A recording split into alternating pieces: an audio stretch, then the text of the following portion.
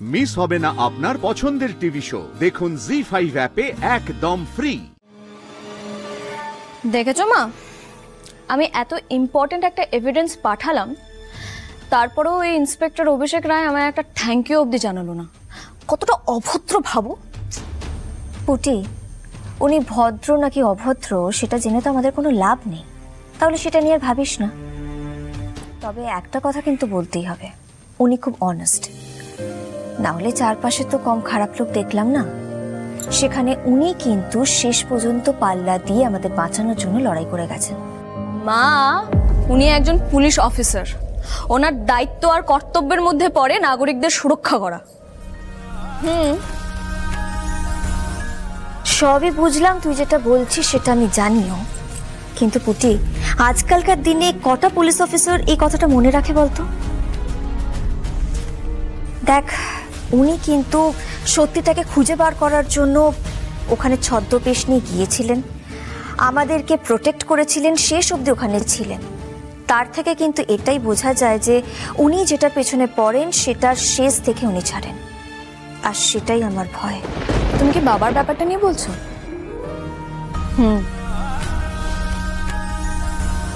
আচ্ছা পুটি, তোর সঙ্গে যে ওনার সৃজনকে নিয়ে কথা হয়েছে, এই কথাটা তো তুই আমাকে বলিসনি আগে। মা বিশ্বাস করো, আমি না বলতে চেয়েছিলাম, কিন্তু তোমায় যদি আমি ওই কথাটা বলতাম তাহলে বোমা ছোট্টর কথাটা উঠে আসতো, আর বোমা ছোট্টর কথাটা উঠে আসলে তুমি সব জেনে যেতে, আর তারপর আমাকে বাড়ি থেকে বেরোতে দিতে না, আর তখন না আমার ওই ভিডিও কালেক্ট করা হতো না, এভিডেন্স কালেক্ট করা হতো। তাই আর কি। আমি খুব ভালো করেছিস, এর পরটা এবার তাহলে তুই সামলে। মামা মামা মামা মামা মামা প্লিজ রাগ করো না মা, প্লিজ রাগ করো না। আচ্ছা পুটি, রাগ করবো না তো কি করবো বলতো? তুই কেন বুঝতে পারছিস না? তুই যদি আমাকে কথাটা আগে বলতিস তাহলে আমি সৃজনকে আরো অনেক বেশি চোখে চোখে রাখতাম। তুই বুঝতে পারছিস সৃজন আজকে কত বড় একটা গন্ডগোল পাকিয়ে এসেছে? আবার আগ বাড়িয়ে বলে এসেছে তোর ঠাম্মি নাকি হিন্দি বেল্টের মহিলা।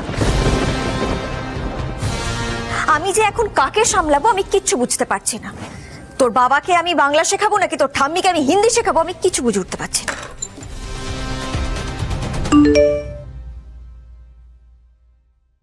মা, মিশন সাকসেসফুল। বাবা, কি হয়েছেটা কি? ওই যে উনি আমাকে মানে ইন্সপেক্টর অভিষেক রায় আমায় থ্যাংক ইউ পাঠিয়েছেন। বাবা, তা ভালো তো, আমি দেখে কি করব? তুই দেখ, তুই তো এতক্ষণ বলছিলিস উনি নাকি অভদ্র, তোকে থ্যাংক ইউ লেখেনি। আরে দেখো না, এদিকে এসো, এদিকে দেখো, কালপিট দুজনেরই ছবি পাঠিয়েছেন। তুমি একটা কথা ঠিক বলেছো মা, উনি অভদ্র খিটখিটে হলেও অনেস্ট বটে।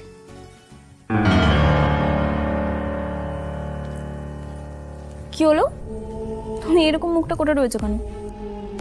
পুটি, তুই কিছুক্ষণ আগে ওনাকে ভিডিওটা পাঠিয়েছিস, আর এরই মধ্যে উনি দুজনকে অ্যারেস্ট করে ফেলেছে। তার থেকে কিন্তু এটা পরিষ্কার হয়ে যাচ্ছে যে উনি খুব ফাস্ট আর খুব শার্প। এটাই যদি সৃজনের ক্ষেত্রে হয়, কি হতে পারে তোর কোনো ধারণা আছে? এমনিতেই উনি সৃজনকে সন্দেহ করছেন, তার উপরে যদি আমাদের দিক থেকে উনি কোনো একটা ক্লু পান, ওনার হাত থেকে কিন্তু আমরা সৃজনকে বাঁচাতে পারবো না। জি5 ডাউনলোড করুন আর সব এপিসোড দেখুন একদম ফ্রি।